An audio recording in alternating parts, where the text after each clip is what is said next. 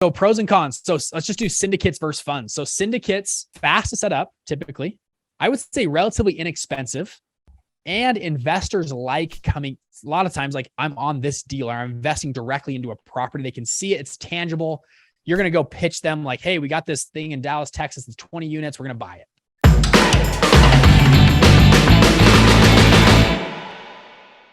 Yeah, I mean, we can go as technical as you want. I mean, a fund in the most basic sense you guys talk about is just a pool of capital, right? You're just raising capital and you're going to go buy real estate in your example. A fund, between syndications and funds, kind of the big difference is a syndication is typically done deal by deal basis, which is good. So you're going to go take down a 30 unit apartment complex. It's cool. We're going to raise some capital in a syndication for that one deal. We're going to do that deal. We'll pay everybody out and everyone makes money. A fund typically is the next tier of syndications. So you'll set up a fund of, instead of doing 20 syndications deal by deal, you got to raise new capital. You're calling investors. There's one investor on the Friday that doesn't want to send their money in, that whole problem. You say, hey, instead of doing that, we're going to raise a huge pool of money. Let's call it $500 million, $500 million.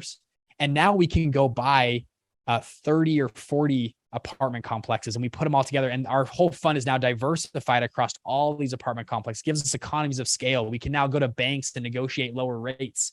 We don't have to work with a new investor for every single deal. When we see a good deal, we can close tomorrow because we don't have to go raise new capital, set up new entities. Everything's already set up at day one. So when you're that's transition from a syndicate to a fund. Most successful people that I meet in finance, they either want to one day or they already are getting into the fund world, just because a fund allows you to scale so much faster. You get better rates, better terms. There's so many better things that happen. Now syndicates are great. You can make tons of good money doing syndicates, but it's just kind of the next level of that. So with what we do, we help people primarily doing that fund setup. It's usually a lot more paperwork, a lot more compliance, SEC, but it's usually worth it because of the scalability of it on there. Does that make sense? Yeah, it does. And at what point should someone start thinking about a fund? In other words, who is kind of like your average, student coming in, and when do they come to you? At what point? Like, what is their background? And give me a sense for their experience and size of what they want to do and why they want to do it. Yeah, that's a great question. We get people from all over the place, but our ideal person has already done a handful of syndications. So they've already done it, now whether they organized it, whether they actually did the real estate, doesn't matter, but they've been a part of, I would say 5 or 6 syndications. And they're saying, hey, we've got a great team. We've got a great model. We just now want to scale. Instead of doing 20 unit apartment complexes, we want to do 200 unit apartment complexes or 2,000 unit apartment complexes, right? That's our ideal customer. Same thing with traders. Hey, I've been trading my own money for, I've got 200 grand. I trade my own money. I've been killing it. I now want to raise 20 million and trade with other people's money. Or we actually, the other group we have is entrepreneurs. So the other group we have is people that run a business. Hey, one of our clients, he runs a gun store. He's like, hey, I run this gun store. It does well. I want to buy out my competitors in the state. So what he did, he's like, dude, I want to raise like 10 million bucks and I can buy out the 4 biggest competitors in my state. And I will have essentially a monopoly on my state for gun sales. I was like, cool, that's awesome. So it's a private equity play. We've seen a lot of people do that with restaurants or car washes or like small tier. It's actually really cool. These little niche funds that people have. One guy was doing funeral homes. He'd buy out funeral homes and flip them. He could double the value in about 12 months. So we have a lot of people. Yes, there's traditional like multifamily real estate fund, but there's a lot of people that are in these like really cool niches that just need some more capital to scale. So that's the ideal person. We help people do syndicates and all sorts of other cool stuff, but that's the ideal person. Yeah. Does the type and the way you raise capital change when you move to a fund, or you basically whoever does a syndication before just does more of that? It's just that the legal vehicle is going to be now a fund, or do you introduce them to a new type of fundraising, private equity or anything like that? Yeah, great question. So yeah, the answer is yes to both. It depends on what works for you and where you want to go. Oftentimes, the same investors that invest you within syndicates will probably invest with you with a fund. Now, some might say, I don't want to do a fund, or whatever. You just say, tough. Hey, if you want it, we're the best in the business. If you want to work with us now, we're going to use a fund because it gives, first off, you a lot of benefits. You're diversified amongst deals. You're safer legally.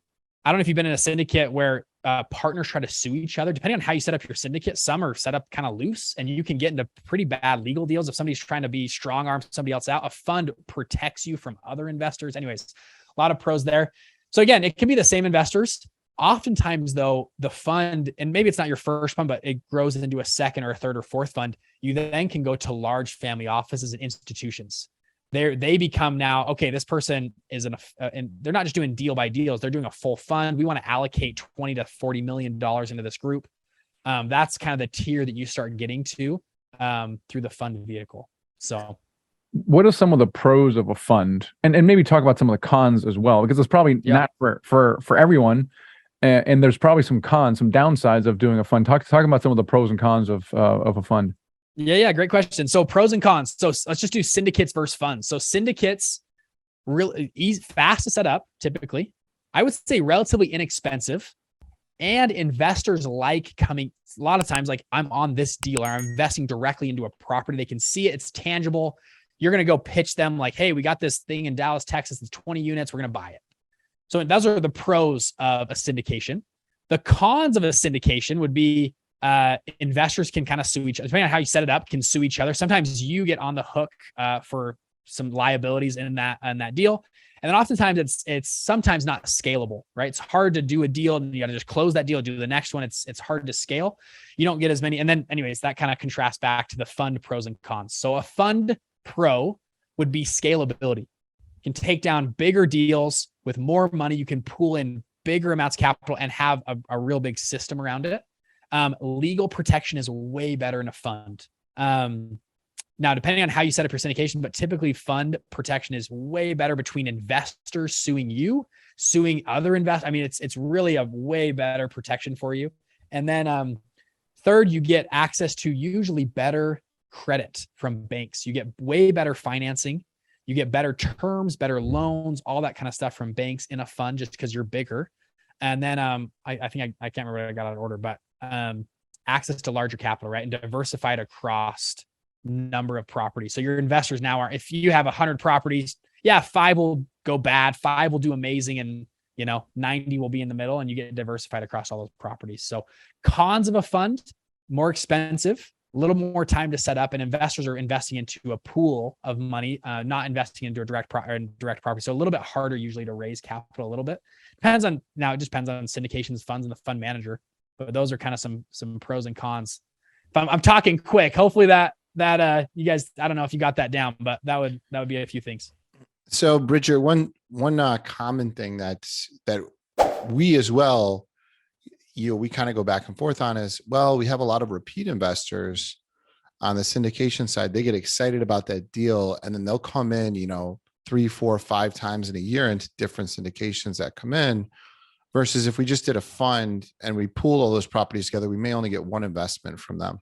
So how do people look at that? How do they overcome that issue? I mean, talk to us a little bit about that.